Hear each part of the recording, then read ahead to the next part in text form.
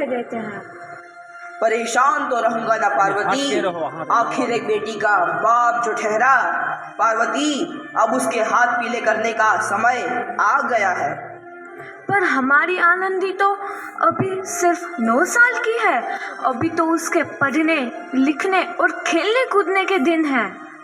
देख पार्वती, लड़कियां पराया धन होती है और जितना जल्दी इन्हें घर से विदा कर दे उतना अच्छा है।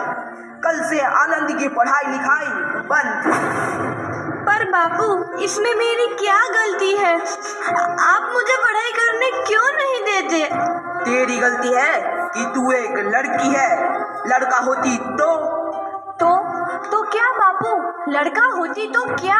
ए लड़की, ज्यादा जबान ना चला, नहीं तो जबान हलक से खींचकर बाहर निकाल दूंगा। बापू, मैं पढ़ लिख कर कुछ बनना चाहती हूँ। मेरी पढ़ाई ना रोको बापू।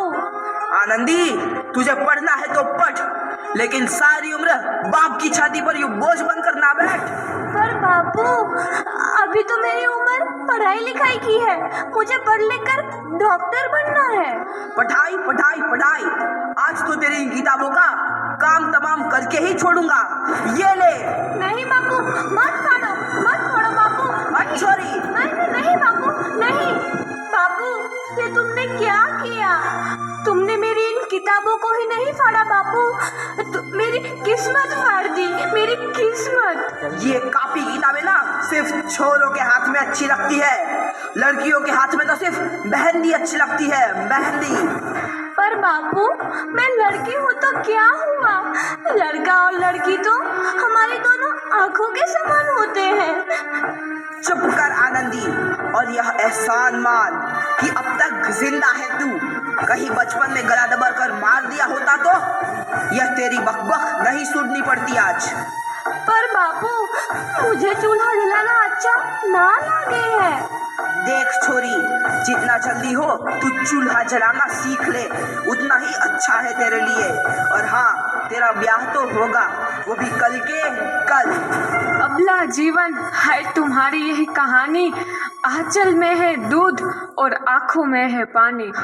मुझे माफ कर दे बेटी, तेरे बापू के जिद के आगे मेरी एक न चलेगी। माफ कर दे बेटी, मुझे माफ कर दे।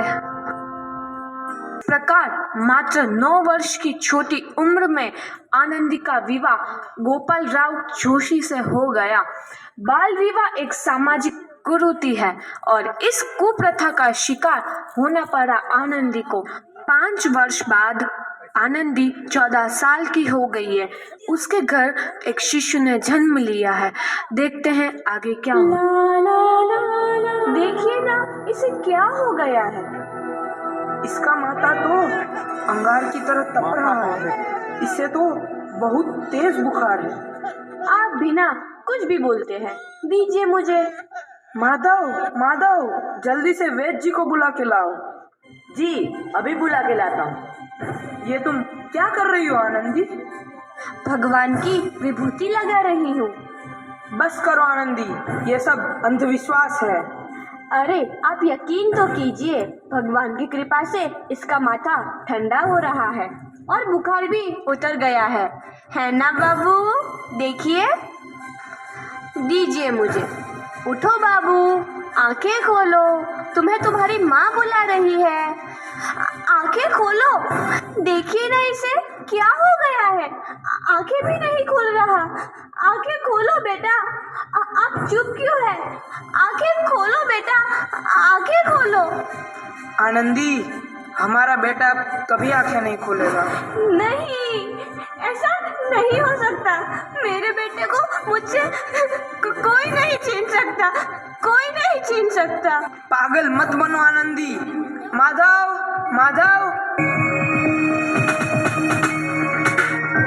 आनंदी, बंद करो ये पागलपन। भगवान ने मेरा बच्चा छीन लिया। भगवान ने नहीं, तुम्हारी अशिक्षा और अंधविश्वास ने तुम्हारा बच्चा छीना है। अगर तुम पढ़ी लिखी होती तो आज हमारा शिशु जीवित होता। तुम अनपढ़ थे आनंदी, अनपढ़। नहीं, अब मैं अनपढ़ नहीं रहूंगी। नहीं रहूंगी मैं अनपढ़। मैं पढ़ूंगी ताकि कल किसी और आनंदी को इलाज के अभाव में अपना बच्चा ना खोना पड़े। शाबाश आनंदी, और यही तुम्हारे अपराध के लिए प्रायश्चित भी है।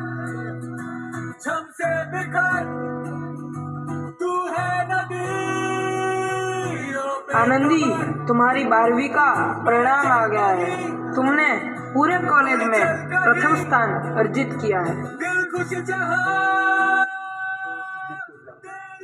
आनंदी, तुम्हारी मेहनत रंग लाई है। तुम्हें शिक्षा वृत्ति मिली है। ये लो तुम्हारे अमेरिका जाने की टिकट। मुझे शिक्षा वृत्ति मिल गई? मैं अमेरिका जा रही हूँ, पर ये सब मैं अकेले कैसे कर पाऊंगी? आनंदी, अपने आप को इतना कमजोर क्यों समझ रही हो? फिर इतना पढ़ने लिखने का क्या फायदा? तुम अभी गवार की गवार नहीं हूँ मैं अब गवार।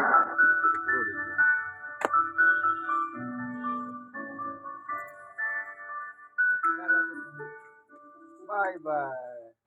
तो 7 अप्रैल 1883 को आनंदी अमेरिका के पेंसिल्वेनिया के लिए रवाना हुई और 3 साल बाद उन्होंने डॉक्टर ऑफ मेडिसिन की उपाधि प्राप्त कर ली।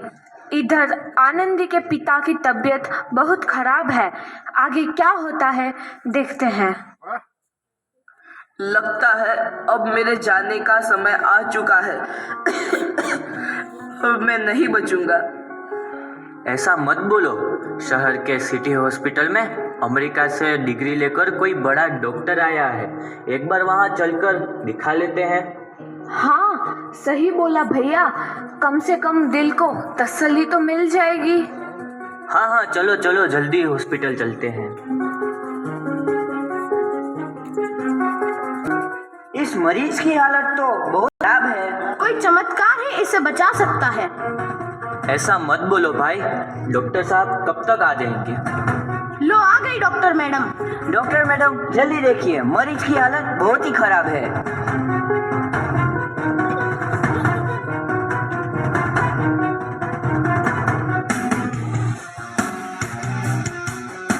अब आप बिल्कुल ठीक हैं। मौत के मुंह से आपको बचाया है डॉक्टर मैडम ने। डॉक्टर साहब ने मुझे बचा लिया। मुझे मिलना है डॉक्टर साहब से। डॉक्टर साहब नहीं, डॉक्टर मैडम बोलो। डॉक्टर मैडम, उन्होंने ही तुम्हें जीवन दान दिया है। लो आ गई डॉक्टर मैडम, मिल लो उनसे। डॉक्टर मैडम, आपका बहुत बहुत धन्यवाद। आपने मेरी जान बचाई। इसके बदले में मैं गरीब भला आपको क्या दे सकता हूँ? वचन चाहिए मुझे कि कभी ये नहीं कहोगे कि लड़कियां कुछ नहीं कर सकती। वचन? ये कैसा वचन? अरे श्यामलाल, तुमने पहचाना नहीं? तुम्हारी बेटी आनंदी। आनंदी? मेरी बेटी आनंदी डॉक्टर? हाँ बापू, वही आनंदी जिसके लिए बचपन में तूने चूल्हा और दूल्हा के अलावा कुछ नहीं सोचा था। आनंदी, आनंदी मेरी बेटी, मुझे माफ कर दे। मैं तेरा गुनहगार हूँ बेटी। नहीं नहीं बापू, वही आनंदी जिसके हाथ पीले करके तुम उसकी सारी जिंदगी काला कर देना चाहते थे। माफ कर दे मुझे मेरी बच्ची, माफ कर दे। मैं तेरा अपराधी हूँ मेरी बच्ची, माफ कर दे। नहीं बापू, मैंने तो तेरा एहसान चुकाया है। याद है ना अपना एहसान जो बचपन में तुमने मुझ पर किया था? ताने सुना सुना कर जीते जी मार डाला था मुझको। अब बोल, और किस किस को मारेगा? आनंदी बेटी, मुझे माफ कर दे मेरी बच्ची। मैं तेरा गुनहगार हूँ। बापू, आपने ही तो बोला था किताबें सिर्फ बेटों के हाथ में अच्छी लगती है, बेटियों के हाथ में तो सिर्फ मेहंदी। बेटों और बेटियों में फर्क करना तो आंखों में फर्क करने समान है।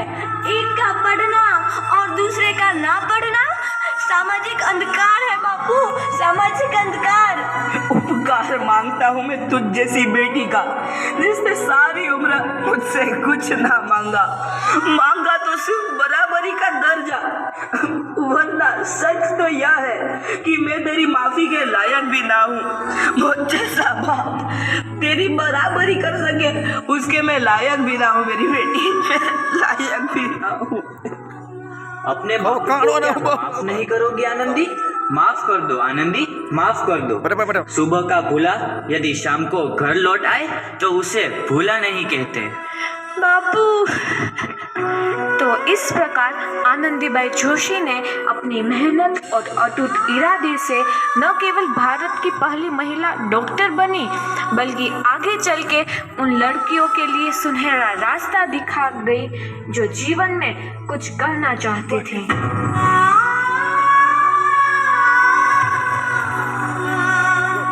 ताली मारो, ताली जोरदार ताली मारो, तो सब ताली मारो। बहुत खूब, बहुत खूब, बहुत खूब, जोरदार ताली मारो, जोर से। बाल कलाकार, अभी ताली मारो।